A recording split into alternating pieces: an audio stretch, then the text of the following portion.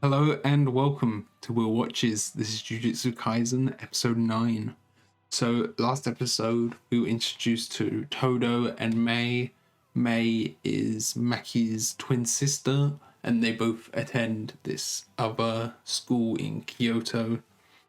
And then Todo is like this super strong first year student who he's obsessed with women. He judges people based on their taste in women, what it seems like. He's a really fun character. And then right at the end, we saw a new villain guy who has the scars. He had something to do with the cinema, and he was approached by this new character who we got a glimpse of, and apparently he's one of the strongest students out there. Him, Todo, and Itadori are all kind of, they call them special grade students, I think.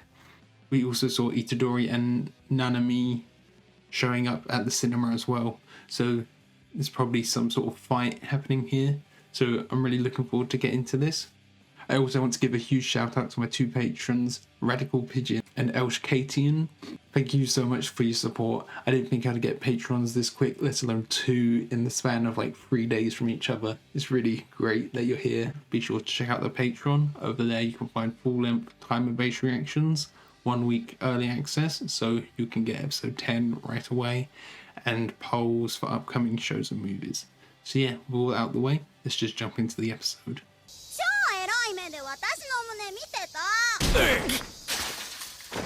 Oh, this is the guy we saw before.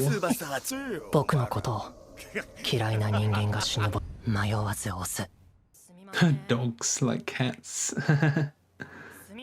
So it's kind of an outcast. But we know curse energy gets stronger with emotion. So like, if he has a lot of negative emotion, he'll be much stronger, right? Yeah. And then the other guy's gonna kill them. Oh, they were the ones beating him up.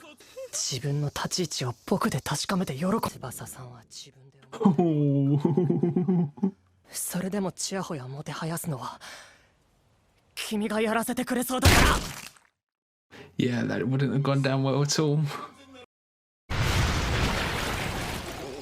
So is it actually him who kills him? What is happening? He has some sort of bodily... He can like morph people's bodies. It looked like it was the Scar guy awakening.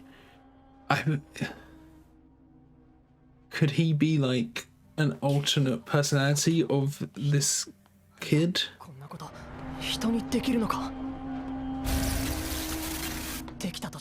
Don't know, it's a wild guess. No, he hated them. Or it's kind of the classic thing where he has the power to kill them all but holds back. Oh, okay, so we have a teacher-student dynamic with Gojo and Itadori, and maybe we're having the opposite of that, like a villainous teacher and student dynamic with these two now, potentially. But we see at the end of this opening, he is there with Itadori, and they're like friendly, so maybe Itadori tries to befriend him and brings him back to the other side.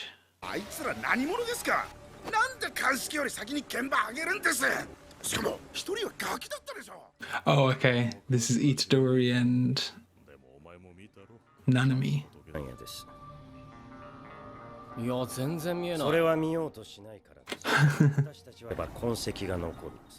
And they can trace that. He's still got a lot to learn.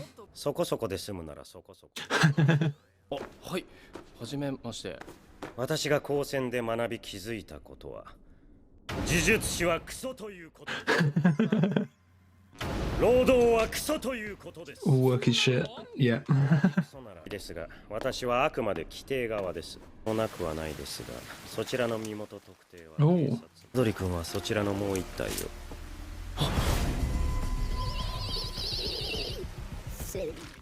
These are just regular spirits. 君は子供。私には君を自分より優先する義務があります。Let's see what his powers are, I guess. でもそれで大人になったわけじゃない。Got a sword or something? 小さな絶望の積み重ねが人を大人にするのです。This is an hour and 15 minutes after. 私の術式はどんな相手にも強制的に弱点を Possibly create a weak point. 7対3。対象の長さを線分したとき、この比率の点に攻撃は The powers, all of the powers are so unique. 聞いてますか、イタドリ君。We're gonna see Itadori's powers now. 血を晒すという縛りが術式効果を底上げするのです。こんな風に。If you reveal your hand. Ooh. Oh, Tues' glasses help him see where the points are that he can hit.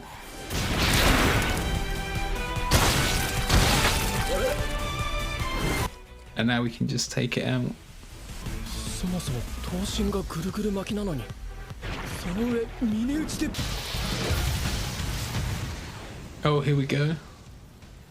So yeah, this is what we've seen before. His fists power up. 呪力はさ、遅れてやってくるんだ。をとどめる技術も未熟だから、奇跡に残りがち。それが Takes a while. だったと認識した直後に呪力がぶつかってくる。つまり一度の打撃に二度の。Oh, okay.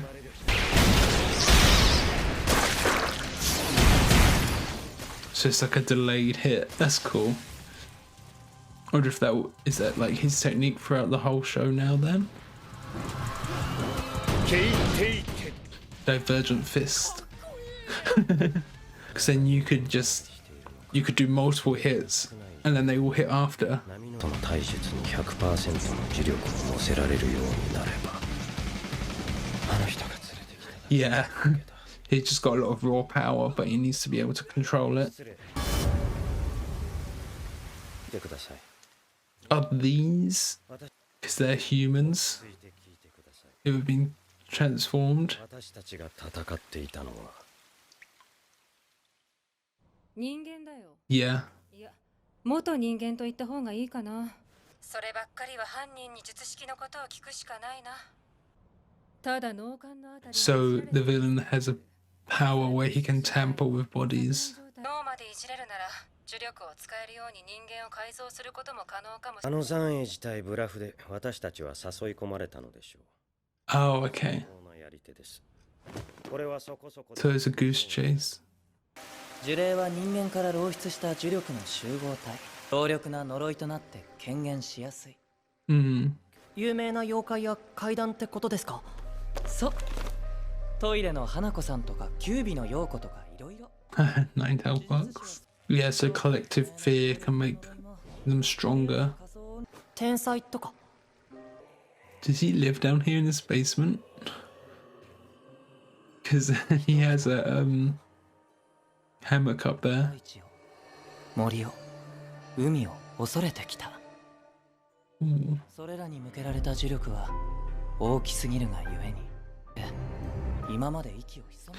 Oh, yeah, because there's the volcano guy. The other one is like a forest, and we just saw one that looked like a Cthulhu. So that's kind of like ですか。人間。 he's a human. We saw one that looked like a Cthulhu. That's kind of like the ocean. 恐れた腹から生まれた呪いだよ。 Ooh. So he has resentment against humanity as well because of that. 私は調査を続けますので、虎杖君には別の仕事を。 Him, yeah. 吉野純平。 Junpei. 監視カメラの映像と佇まいからして、彼が呪詛師である可能性は低いと考えています。そういや俺。 So he could befriend Junpei Junpei without him knowing that without Junpei knowing that he's a sorcerer and working against him. ではなくもう分かっているんですよね。犯人の居場所。もちろん。その単身乗り込むリスクと虎杖君を連れて行くリスク、前者を選んだまでです。So he's going there alone. 忘れてた。気をつけてね。ましょう。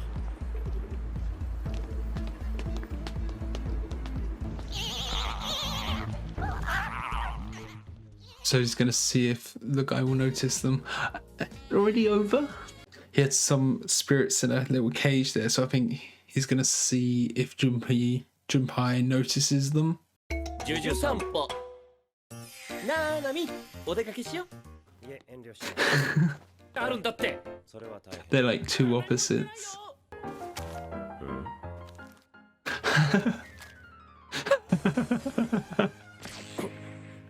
So this episode we were introduced to Junpei, and it seems like he is going to be a student to Mahito. So that's a really cool dynamic we have going on here. How we have like an evil student and teacher and a good student and teacher. And it seems like Itadori and Junpei could become friends at some point. There's a lot of interesting things happening here, because then you could have, you know, maybe they become friends and Junpei doesn't know that Itadori's working with Jujutsu Academy, and then that can cause a lot of conflict and things down the road, and kind of like a loss of like a betrayal in his eyes. There's just a lot of really exciting things that could happen with his character. He's been kind of downtrodden by the world, and you know, we know that cursed energy comes from negative emotions, and he must have a lot of that pent up rage ready to just be unleashed. And under the guidance of Mahito, he could become a real force of nature. I really like Nanami as well. He kind of acts as like a straight man to Gojo and Itadori, you know? And we finally saw a bit of Mahito's powers, where he has some kind of bodily distortion kind of thing, where he turned those students, or part of those students, into like these cursed animals. And I feel like, I don't know if they've explored this or not, I feel like a lot of curses, they could be things to do with that. Because I remember in like episode 3, there's one of the curses was talking and saying, repeating words, just like how this one was repeating detergent. So it seems like if there's like something that a person latches onto, they can become so cursed that they become a monster, kind of. Reminds me of like One Punch Man, where, you know, there's a guy who's obsessed with cars and eventually he turned into a car monster, or with Crab Lanty as well. And this also happens in like Mob Psycho 100 as well. How all these negative emotions can like slowly turn you into a monster. And that could be what happened to Mahito. I really want to know what his backstory is now, because he explained how he was born out of fear and hatred and all of these things. And, you know, Junpei mentioned natural disasters, and we see again Jogo, who's the volcano guy. That makes a lot of sense. People have a fear of natural disasters, so that gives him strength, and he had volcano powers. And then there was the one that had like greenery powers, and that's the fear of like the forest. And then there was that one that looked like Cthulhu, which is the fear of the ocean. So maybe, you know, we'll have one that has wind powers, and that's a fear of tornadoes. We could have loads of different things. That's really interesting. I'm trying to think of kind of other things, other looming fears. I know this obviously was written quite a while ago, but a curse based off of like plagues and illness would be really cool and really fitting for modern day because of, you know, COVID. That would be a really cool curse as well, but that obviously wouldn't show up till much later in the show if they wanted to do that, because, you know, the manga's already so far ahead. This episode just went really fast by. I really want to see what's going to happen with Nanami now. Is he going to go in and fight Mahito on his own? Or, you know, what's going to happen? Because Itadori is now following Junpei. I'm not sure how you say it yet. Itadori is now following him and is going to meet with him. And then Nanami is going to meet with Mahito. So I don't know. I don't know what's going to happen. But I'm really looking forward to it, to see some of these fights. And we also saw of Nanami's powers in this episode, where he slices things at 1/3 ratio, like a 7-3 ratio, and he can just cut through anything basically if he focuses and hits that one point. I really love how creative all of these rules and systems are. You know, it's not generic. Everyone has a really unique system, and it reflects on their personalities as well, because Nanami is very level-headed and analytical, and it makes sense for his to be something to do with mathematics. You know, the powers kind of reflect the users. Okay, so thank you for watching. If you like this, be sure to leave a like or even subscribe so you can keep up to date with all my reactions. Leave a comment what you thought. And yeah, thanks for watching. Bye.